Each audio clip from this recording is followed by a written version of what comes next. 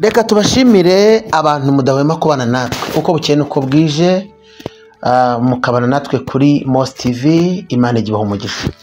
Uyu ni wa mwanya mwiza tujya dukunda kubagezaho update mwoka byaramwe, nkunda kubiseguraho nkababwira ngo ntabwo mbazanira izi update kubera iyindi mpamvu, mbangira ngo abantu mugira umutima wo gukunda umurimo w'Imana, abantu mugira umutima ukunda itorero, abantu mukibasha gupfukama mukanihira ibintu byose bibera mu nzu y'Imana. Rya jambo rivuga ngo abanihira ibizira bikorerwa mu murimo. Munyumve cyane, bene abo ndifuza ko dufatikanya gusenga. Ni ukuri ntabwo nshobora kukubwira ngo usenge ntasenga. Ibi bintu mbikubwiye ngo ubyumve ubikurikire kandi cyane. Hanyuma niba utarakora subscribe uyikore, utwiyungeho. Ntabwo tuzaguha amakuru aguhahamura cyangwa yabyacitse. Twebwe tuzaguha amakuru afite icyo avuze.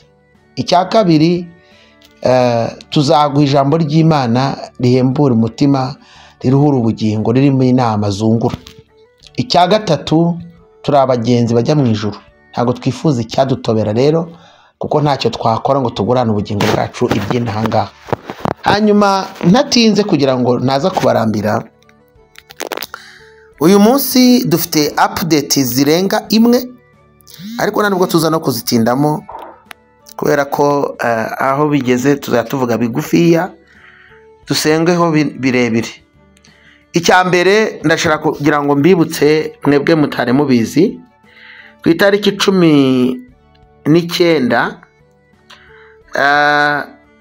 hari kuwa mbere, abakozi bose b'itorero ADPR bahawe ikiruhuko cy'iminsi 8. Icyo kiruhuko bagihabwa nta numwe wagisabye, ari ukugira ngo babone uko babajyana muri konji. Mwibuke ko mu minsi yashize bari babandikiye amabaruwa yo kuvuga ko bamwe nyine abafite amatorero afunze cyangwa se abayoboye amatorero afunze, abashumba, ubwo tuba tuvuga n'abarimu n'abapasiteri, ariko ku biruhuko byo ni rusange. Ku biruhuko byo bahaye bose mw'abantu mwe. Ibi bintu, iyi muzunga natwe yatuzunguje, niyo mpamvu mbabwira ngo mureke dusenge. Ntabwo iza ari impinduka za buri kanya, impinduka za buri cyumweru. Niyo waba ufite gahunda yo guhindura ibintu, byaba bipfuye, kubera ko byanga binoga uwo ubikoreraho biramuhungeta, kandi guhungeta umuntu egare kumushyira ahantu hatari heza. Aba bakozi rero barafashe babafata bose babashyira muri konji y'iminsi 8 bayijyamo. Ubwo nuvuga ngo nta uri bubaze, nta uri bwibaze ngo uko nyigiyemo biragenda biti, reka da. Ni ukuvuga ngo iyo konje ubu tuvugana ntabwo abayobozi b'itorero bagikorana n'abo bayobora cyangwa se n'abashumba bayoborana nk'abashaka kugira ngo bakorane noneho buzuzanye, habeho uburyo bwiza bwo umwe ku buryo yibonamo mwene se nk'umuyobozi we, ariko kandi nk'umushumba we. Reka mbivuge neza. Kubera iki? None se reka mbaze, niba umuntu uri kumukoreraho ukagenda ukagisha inama umunyamategeko ati bajyane muri konje kugira ngo batazazikurega nazo, bajyane muri ibi ngibi, bagarure nonaha, bandikire gutya, urumva wowe uri gukorana n'umunyamategeko mu by'ukuri uri kugira ngo urwane no kwirinda ko bazakujyana mu nkiko. Ariko wibuke ko uri umuyobozi w'imitima yabo, uri umushumba ushumbye roho zabo. Ni gute waba uri umushumba uzi neza ko abo bantu muhuzwa n'ubugingo buhoraho, ukabahungeta nkaho wagira ngo ntabwo bagira ubugingo muri bo? Erega ntabwo abantu ari inka, abantu ni abantu nyine, kandi bagira imitima ikomereka.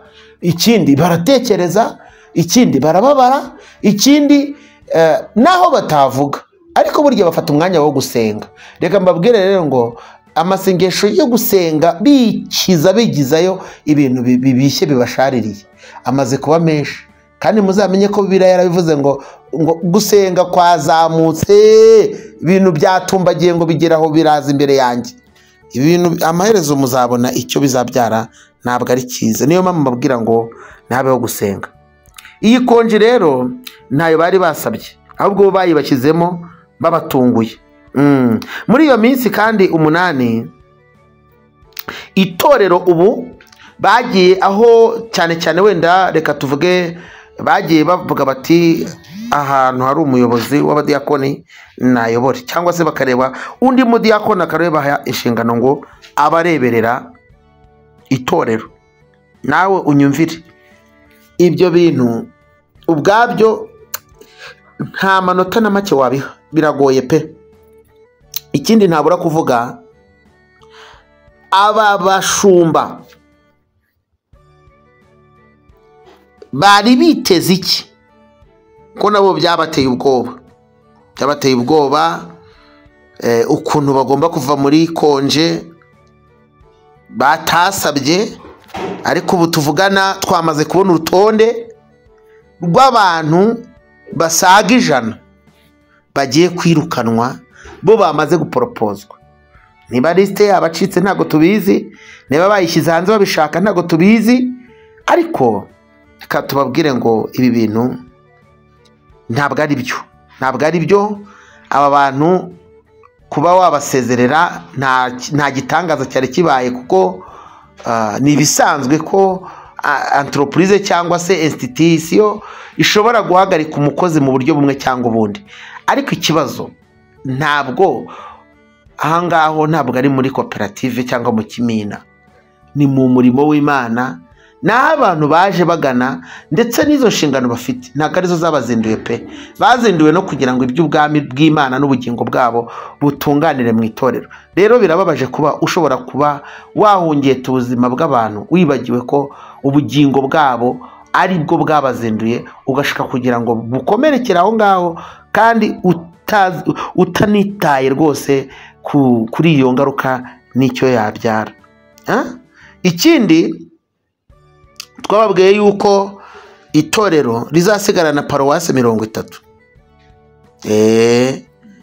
N'amatorero hazasigara ngerere, by'umwihariko amatorero afunze yo amenshi azakurwamo ndetse anagurishwe. Ibyo ni ibintu twababwiye ko hamaze gutegurwa itsinda ry'inzobere 50, impuguke 50 zizazenguruka zibarura ibyo bintu, imitungo, insengero, ibibanza, imitungo y'amakorari, iki byose uko bazahuza amakorari, ibintu byose ibyo mubimenye dora tubivuga. Hanyuma ikindi ikibazo rero cyo gufunga insengero ntabwo, cyangwa se ibibazo byo gufunga insengero ntabwo biri muri ADPR honyine. Ukibaza aka kavuyo no kujarajaza abashumba ubafata ukabajagaraza kuki ariho biri kuboneka honyine, biraterwa n'iki? Ese abayobozi bakwiye cyangwa se ntibakwiye kwigira no ku yandi matorero? Handi matorero yandi afite insengero nazo nyinshi zifunze, ariko muzabona yatuje. Reka tubabwize ukuri, ikibazo cyagonze ADPR cyo kuba harimo abantu batize wenda bafite diplome ijyanye n'urwego cyangwa se complyinga cyangwa se ibasha kuzuza ibisabwa mu byo RGB isaba. Kuba hari abantu benshi bayobora batabyujuje ntabwo ariho honyine, hari n'ayandi matorero arahari turayazi rwose, ariko ntabwo ubona ko bafite akavuyo n'akajagari nk'aka ngaka. Afite insengero zifunze, bafite icyo kibazo cy'abakozi, ndetse munaganira bakabikubwira, ariko rwose ibibazo byabo ntabwo byumva rwose nk'ibiri kugaragara muri ADPR. Nawe se ADPR gusezerera abakozi igitaraganya, mu kanya ngaho baragarutse. ADPR mu kanya gushyiraho abavolonteri, mu kanya bakabati muveho noneho birahindutse. ADPR fagati noneho reka tugiye guhuza imidugudu, ADPR tugiye guhuza amakorari, ADPR tugiye noneho ubu ngubu tugiye kugurisha insengero izindi zisenywe, hari nizo mwabonye zasenywe. ADPR kwicaza abakozi bose, bitwaje ibyemezo bya RGB, ADPR gushaka imitungo y'amakorari. Se ADPR kuki ibyo bitahinduka koko? Reka nsaba umuntu wese uri kunyumva, ntago nanjye mbivuze nezerewe, abantu bazi gusenga mureke dusengera umurimo w'Imana. Ngewe iyo mbyumva mba numva bimbabaje cyane. Aba barimo guhabwa konje batasabye bati mbese aya masengesho y'iminsi 85 ubu ngo bateguye amasengesho y'iminsi 85 bataya amasengesho y'iminsi 85 ntabwo agamije ububyutse, agamije kuzasoza kuri Pentecote koko. Ariko ubu twebwe atubu bwatugezeho nuko nguko ububyutse bwacu bumeze, nuko badufatira ibyemezo buri gihe. Iyo hateguwe amasengesho tuba twiteguye impinduka kandi ziduta mu bibazo.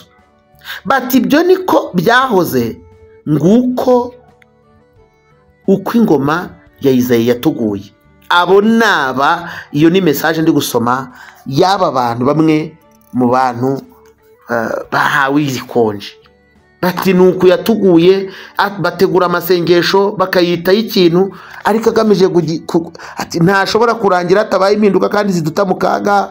Mu bikurikirana igihe cyose hategurwa amasengesho, ayitwa ya Pasika, ayitwa y'ububyutse, ayitwa ya Pentecote, buri gihe cyose twayinjiragamo tukagira ibibazo cyangwa twayanasoza, icyambere twavanagamo ni ibibazo. Ndetse twibaza ngo ibi ni ibiki? Noneho nkababwira rero, kubera iyi muzunga iri mu bakozi b'Imana, hari impungenge zikomeye zuko byazagera mu kwezi kwa gatatu kwa 2026 cya gihe RGB yatanze izashyira noneho mu bikorwa byeruye aya mabwiriza. Nzayababwira, nta nubwo ari yandi 30 nangaye nkuko mubizi, na mabwiriza 39 mbagiyemo ideni. Nzayababwira na mabwiriza 39 kugira ngo urusengero rubashe gusengerwamo rugomba kuba rwuje ibisabwa 39. Mwagize ngo biroroshye rero, kubera izi muzunga cyangwa se izi kuzungurutsa abakozi, kakavuyo katatuza, ibi biri gutuma 2026 mu kwezi kwa gatatu hazagera nta zindi nsengero zifunguwe, kuko abakabikurikiranye ari bo bashumba b'amatorero bahuye no guhungabana bikomeye, ku buryo umutima wo gukurikirana kuzuza ibisabwa insengero bayobora batapfa kubishobora, kuko ntago batekanye rwose. Byarabayobeye kandi ntibafite aho babariza, kuko ababibakorera bishingikiriza amabwiriza ya RGB, bishingikiriza ibyemezo, ubundi nabo bagashyira mu bikorwa ibyo bateguye gukora. Bigatuma rero aba bantu ntabwo wabashakiramo ububyutse, ntabwo uri bubashakiremo impinduka, ntabwo bazafasha gutekereza ngo hari ibigomba kuzuzwa. Arabyuzuza se nawe avuga ati mpari nahari, aravuga ati abazaza bazabyuzuze. Abagiye kwiga se post graduate ba bandi barobanuwe nibo bazabyuzuza se ryari? None se nubafata ukabashyiramo bo bazabyuzuza? Iyi mitima wakomerekeje yizaba itekanye ku buryo yemera kugufasha? Twebwe tuba dutanga inama, nukuri abantu nibagire basi, hari inzira ebyiri. Ushobora kwigira ku bandi cyangwa ukanapfuka mu gasenga. Tuzi neza ko ADPR ari itorero ry'umwuka, rwose dutekereza ko n'abarishumbye nabo bakwiye kuyoborwa n'umwuka mu buryo bumwe cyangwa ubundi. Nubwo ibyemezo umuntu yatekerejeho cyangwa se nk'umuntu ujijutse abifata yajije, ariko jijoma ikwiye no kujyana na spiritualite, byose bigakuza, kuko ukwiye no gutekereza ngo ibi bintu ndi gukora ari ngewe babikorera, ari ngewe babyajisaho, ari ngewe bikorerwaho, mbese natekana, ese nanezerwa, ese nakwishimira umurimo, nakwishimira itorero. Mbere yuko ufata igikombe ngo ugihe umuntu akinywereho, ugomba kubanza kugipima kuri wowe ukavuga ngo busi wundi nanjye nkinywereho cyangwa neza, hanyuma bikagenda neza. Cyane ko abo bose izo mpinduka ziba ntabwo ari ibyaha bakoze, kuba umuntu atujuje ibisabwa ntabwo yarakwiye no guhungabanywa. Kuba ngewe ntafite amashuri anyemerera kuyobora nta cyaha kibirimo, kuko abantu bose ntabwo baba mu Rwanda kubera ko bafite amashuri ya nivo runaka. Yes, no kuba vuba muri uwo mwanya rero nta ntambara rwose bikwiye gutera, ariko musezerere nk'umuyobozi n'umurinzi wa roho y'ubugingo bwe, cyangwa se nk'umushumba ushumbye uby'ubugingo bwe. Mwe kumera nk'abahuriye mu kimina cyangwa muri koperative, mwe kumera nk'abantu bahuriye mu isoko murangijanyije gutyo mutandukanye gutyo. Uyu muntu ubungabunga ubuzima bwe, utekereze ko byanga bikunda ejo n'ejo bundi imbere y'Imana hazaba urubanza. Abantu nibongere babyibuka ibyo bintu, ni ukuri. Ntabwo rero ndi buvuge byinshi, nababwiye yuko ari update ariko zisaba gusengerwa. Ntabwo nshaka kuvuga byinshi, nzababwira byinshi ariko sinshaka, numvishe uyu munsi nshaka guhinira hafi, ahubwo tugasenga. Fasha dusengane we unyumvishe. Ntabwo iki kiganiro ngikoze nezerewe, kuko urutonde rw'abantu 100 batondetse hariya buri n'ejo naho bahita batabakuramo umunsi w'ejo, ariko n'ubundi amazina yabo bayabonye, bahita bavuga bati ntacyo ndi bukore. Yakira umukristo avuga ati ndamwakira ariko ejo rundi sinzamwakira. Mbese uba wamaze kumukura muri mudu, kandi umuntu hari ukuntu umutegura ukamusezerera neza bitamukomerekeje, nta n'icyo bihungabanyije umurimo w'Imana, bitanabyaye saga nk'izi zikomeza zigenda ku miyoboro nkoranyambaga ngo abantu bakomeze babibona ukundi.